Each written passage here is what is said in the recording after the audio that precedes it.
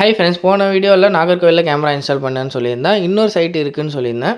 So அது வந்து எங்கேன்னு பார்த்தீங்கன்னா ராமநாதபுரம் தான். ஆனால் நைட்டு தான் நமக்கு ட்ரெயின். ஸோ அதனால் கன்னியாகுமரி ஒரு எட்டு போயாச்சு. ஸோ கன்னியாகுமரி போயிட்டு பீச் எல்லாமே பார்த்துட்டு நைட்டு ட்ரெயினில் கிளம்பிட்டோம்.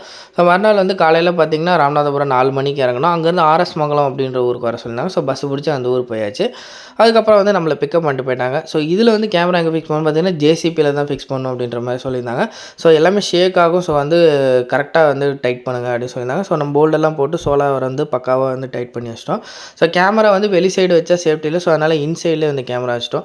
ஸோ என்ன மாடல் யூஸ் பண்ணியிருக்கோம் பார்த்தீங்கன்னா ட்ரூ வியூவில் டியூயல் கேமரா மாடல். அதாவது ஒன்று ஃபிக்ஸடாகவும் ஒன்று ரொட்டேட்டிங் இருக்கிற மாதிரியும்.